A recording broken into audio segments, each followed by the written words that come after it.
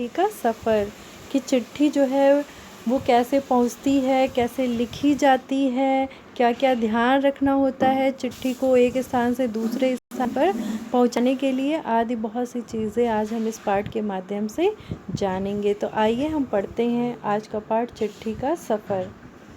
अपनी 10-12 साल की ज़िंदगी में तुमने कुछ पत्र तो लिखे ही होंगे, है ना? आपने ज़रूर लिखे होंगे पत्र। वे पत्र अपने सही पते और समय पर किस तरह पहुँचे होंगे, यह बहुत सी बातों पर निर्भर करता है, जैसे कि किस स्थान पर भेजी जानी है वो चीज़ें, और कितनी जल्दी है आपको संदेश पहुँचाने की। आपने अपना नाम और पता ठीक से लिखा है कि नहीं, और सबसे महत्वपूर्ण चीज़ क्या, कि डाक टिकट लगाया है कि नहीं। अब प्रश्न क्या उठता है कि चिट्ठी पर डाक टिकट लगाया ही क्यों जाए? बिना डाक टिकट के क्या होगा बच्चों, चिट्ठी जो होती है वो नहीं पहुंचेगी। पूरे ठीक पते से क्या मतलब है? पूरा ठीक पता नहीं होगा तो जो है चिट्ठी जो पहुंचाएगा उसे क्लियर नहीं होगा कि कहाँ पर चिट्ठी पहुंचानी है। ज़रूरत पड़ने पर संदेश को जल्दी कैसे पहुंचाया जाए? तो जाहिर सी बात है कि ज़रूरत पड़ने पर बहुत से ऐसे साधन है, जैसे स्पीड पोस्ट है, जिससे क्या होगा, ज़रूरत पड़ने पर संदेश जो होता है बहुत जल्दी पहुंचता है। या फिर ईमेल है। स्थान बदलने से चिट्ठी के पहुंचने पर क्या असर पड़ता है? अगर आप स्थान बदल देंगे तो चिट्ठी पर क्या असर पड़ेगा, कि चिट्ठी जो है वो गलत स्थान पर पहुंच जाएगी, जिससे मिलना है वो तो यहाँ से वो तो वहाँ पे होगा नहीं, और चिट्ठी किसी दूसरे को मिल जाएगी। इनमें से कुछ सवालों के जवाब शायद तुम्हारे पास हों, मिल ही गए होंगे।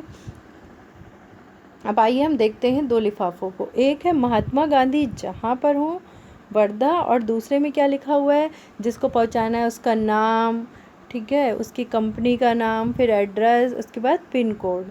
तो जाहिर सी बात है कि महात्मा गांधी जो है, ये चिट्ठी महात्मा गांधी के पास ज़रूर पहुंच गई होगी। क्यों?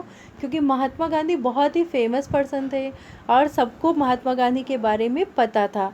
लेकिन जो दूसरी चिट्ठी है उसमें जिसको पहुंचाना है उसके बारे में सबको पता नहीं है, इसलिए क्या लिखना है, पूरा नाम, एड्रेस, सब कुछ लिखना है। और महात्मा गांधी के बारे में सबको पता है कि वो कहाँ पे हैं, इसलिए उनकी चिट्ठी जो है आराम से पहुंच गई होगी तब। ये दोनों पते किस तरह से भिन्न है? पहले पते में महात्मा गांधी जहाँ हो वहाँ वर्धा लिखा हुआ है, और दूसरे में क्या लिखा हुआ है, इमारत या संस्थान से लेकर के शहर तक का नाम लिखा हुआ है। पते में सबसे छोटी भौगोलिक इकाई से शुरू करके बड़ी की ओर बढ़े हैं। यानी कि अगर मान लीजिए आपके घर का एड्रेस जो है 217 है मकान नंबर, तो पहले हमें 217 लिखना होगा, घर का नंबर, फिर गली मोहल्ले का नाम, कि आपका मकान किस गली में आ रहा है या किस मोहल्ले में है, उसको लिखना होगा। फिर क्या लिखना होगा, शहर के जिस हिस्से में है उसको लिखना होगा, और फिर गांव या शहर का नाम, कि कौन से शहर में है, आजमगढ़ शहर में या लखनऊ शहर में है, ठीक है। शहर के नाम के बाद लिखे अंक को पिन कोड कहते हैं। अब जब हम शहर के बाद लिखते हैं, जो अंक लिखते हैं 6 नंबर का, उसे क्या कहते हैं, पिन कोड। हर जगह को एक पिन कोड दिया गया है। आप सोचिए कि पिन कोड क्यों दिया गया है, तो आप लोग जानते ही हैं कि क्या है, कि हमारे जो है कई मोहल्ले, गांव क्या एक जैसे नाम हैं, जिससे क्या होगा कि एक जैसे नाम अगर मिलते जुलते होंगे तो पत्र जो है सही जगह पर नहीं पहुंच पाएगा। जैसे अगर आप अपना नाम ही देखिए तो आपके नाम से मिलते जुलते कई नाम होंगे, लेकिन आपको जब एग्ज़ाम देना होता है तो एक रोल नंबर प्रोवाइड कर दिया जाता है, जिससे कि पता चल जाता है कि कौन से बच्चे ने दिया है। इसी तरीके से एक पिन कोड है, जिससे पता चल जाएगा कि किस मोहल्ले में, किस गांव में देना है, उस पिन कोड के ज़रिए। और कर्मचारियों को क्या होगा, नाम और पता छाँटने में मदद हो जाती है तुरंत ही। और क्या होता है, जहां पर उन्हें भेजना है गंतव्य स्थान का पता, डाक छाँटने वाले कर्मचारियों को तुरंत ही पता चल जाता है कि कहाँ पर भेजना है। वो अपनी चिट्ठी निकाल लेते हैं और पत्र जो होते हैं जल्दी बांटे जा सकते हैं। अब पिन कोड की शुरुआत कब हुई? पिन कोड की शुरुआत 15 अगस्त 1972 को डाक तार विभाग ने पोस्टल नंबर योजना के नाम से की थी। गांधी जी को मिले इस पत्र में जो था पिन कोड नहीं लिखा हुआ था, अब आइए हम देखते हैं कि पिन कोड का मतलब क्या होता है। इसे क्या कहते हैं? Postal index number. और ये 6 अंकों का होता है। जैसे एक उदाहरण दिया है, NCERT के भेजे गए लिफाफे पर लिखा अंक है 110016, जिसमें एक क्या बता रहा है कि वो पिन कोड दिल्ली, हरियाणा, हिमाचल प्रदेश, पंजाब या जम्मू कश्मीर का है। और अगले 2 अंक यानी 10 जो है ये तय कर रहे हैं कि यह दिल्ली की राष्ट्रीय राजधानी क्षेत्र के उप क्षेत्र दिल्ली का कोड है। और अगले 3 अंक यानी 016 क्या तय कर रहे हैं कि ये दिल्ली उप क्षेत्र के ऐसे डाकघर का कोड है जहाँ से डाक बांटी जाती है। अब आपको भी पता करना है, अपने स्कूल के इलाकों का पता कीजिए कि उनका पिन कोड क्या है, अपने घर के पास का। अब आइए टिकट संग्रह देखते हैं। देखिए आप यहाँ पे इस चित्र में कई प्रकार की टिकट देख रहे होंगे कि लगी हुई है, ठीक है। तो बहुत से लोग शौकीन होते हैं, वो एक जगह पर टिकट जो है वो इकट्ठा करते हैं और ये जो है शौक काफ़ी लोकप्रिय हो रहा है। धीरे धीरे इसमें टिकट संग्रह के अलावा डाक से जुड़ी और बहुत सी चीज़ें शामिल हो गई, जिसको डाक का विज्ञान कहना गलत नहीं होगा। क्या आप जानते हैं कि इस विज्ञान को क्या नाम दिया गया? तो इसे फिलाटली कहते हैं बच्चों। बहुत पुराने समय में कबूतरों के द्वारा संदेश भेजे जाते थे। जब संदेशवाहक कबूतरों की बात हो रही है तो उन इंसानों की बात कैसे ना हो जो ऐसे समय से डाक पहुंचाने का काम करते रहे हैं जब संचार और परिवहन के साधन बेहद सीमित थे। यानी आने जाने के लिए और ले जाने के लिए, डाक को ले जाने का और आने जाने का साधन जो थे बिल्कुल कम थे, बहुत कम थे। बात हो रही उन हरकारों की, यानी दूत की, जो संदेशवाहक दूत कहते थे, जिन्हें डाकिया कहते थे। पैदल ही आम आदमी तक चिट्ठी पत्री पहुंचाने का काम करते थे। और जो राजा महाराजाओं के पास जो हरकारे हुआ करते थे वे उनको घुड़सवार थे, यानी कि उनको घोड़े मिले हुए थे जिससे वो अपनी चिट्ठी पत्री एक दूसरे के पास पहुंचाते थे। हरकारों को न सिर्फ हर तरह की जगहों पर पहुंचना होता था बल्कि डाक की रक्षा भी करनी होती थी। डाक लुटेरों या जंगली जानवरों की चपेट में आने का डर हमेशा बना रहता था। आज भी भारतीय डाक सेवा दुर्गम व पहाड़ी इलाकों तक डाक पहुंचाने के लिए हरकारों पर निर्भर करती है। जम्मू कश्मीर के लद्दाख खंड में पदम जैसी कई जगह हैं बेटा, ऊंचे ऊंचे पहाड़ हैं जहाँ पर हरकारे जो होते हैं वो डाक पहुंचाते हैं। आजकल तो संदेश भेजने के नए नए और तेज़ साधन आसानी से उपलब्ध हो गए हैं, जैसे सोशल मीडिया, जिसके द्वारा क्या होता है, संदेश जो होता है बहुत जल्दी एक स्थान से दूसरे स्थान पर पहुंचता है। डाक बांटने में हवाई जहाज़ का इस्तेमाल होता है, पानी के जहाज़ का इस्तेमाल होता है और भी कई साधन इस्तेमाल होते हैं।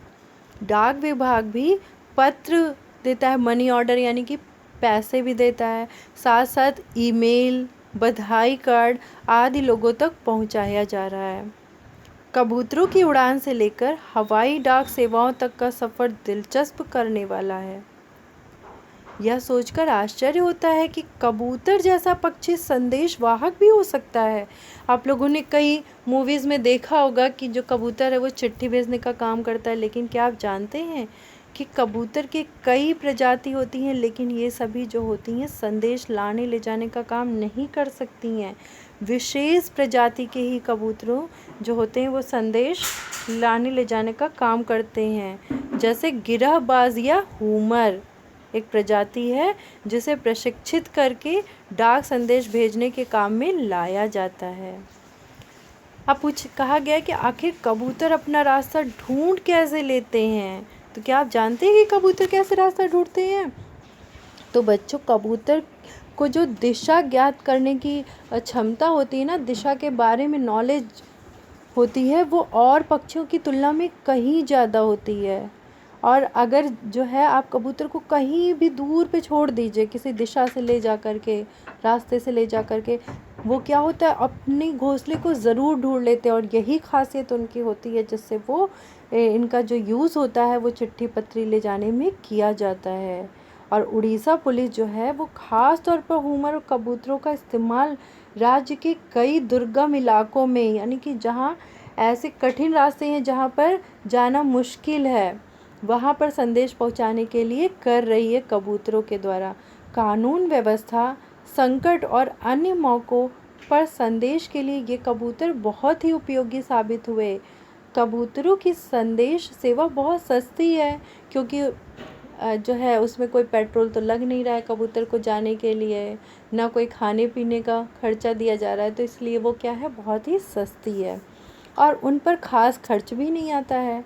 इन कबूतरों का जीवन 15 से 20 साल होता है और 8 से 10 साल तक वे बहुत अच्छा काम करते हैं। यानी अगर एक कबूतर को आप ट्रेनिंग दे दीजिए तो 8 से 10 साल तक वो काम बहुत अच्छे से करते हैं।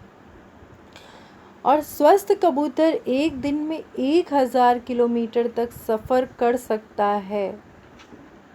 यदि कोई महत्वपूर्ण संदेश पहुंचाना हो तो 2 कबूतरों को भेजा जाता है। क्यों? क्योंकि अगर बाज जैसे किसी शक्तिशाली जो है पक्षी का हमला हो जाए तो ऐसी अनहोनी स्थिति में दूसरा कबूतर संदेश पहुंचा दे। शायद यह पढ़कर तुम एक ऐसे कबूतर की कहानी पढ़ना चाहोगे जो दूसरे विश्व युद्ध में संदेश पहुंचाता था। अब सोचिए, दूसरा जब विश्व युद्ध हुआ था तो एक कबूतर ऐसा था जो एक स्थान से दूसरे स्थान तक क्या करता था, संदेश पहुंचाता था।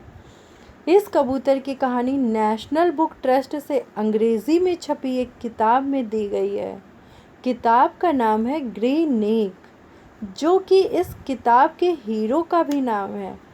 अगर तुम हिंदी में पढ़ना चाहते हो तो क्यों ना नेशनल बुक ट्रस्ट को पत्र लिखो कि वे इस किताब को हिंदी में भी छापे। या रहा उनका पता। तो अगर आप चाहते हैं कि ये बुक भी आप हिंदी में पढ़ पाएँ तो ये एड्रेस जो आपकी बुक में दिया हुआ है, इस पते पर आप उनको पत्र लिख करके रिक्वेस्ट कीजिए कि इस जो कहानी को आप हिंदी में भी छाप दीजिए। तो ये है पता, national book trust India, A5 green park, नई दिल्ली 110016।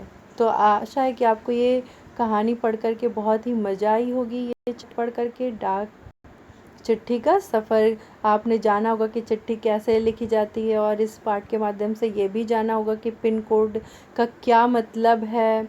और आपने देखा कि चिट्ठी गांधी जी तक कैसे पहुंच गई, क्योंकि इस पे जो है महात्मा गांधी फेमस पर्सन थे, तो उनके लिए उनको सब जानते थे, इसलिए पहुंच गई।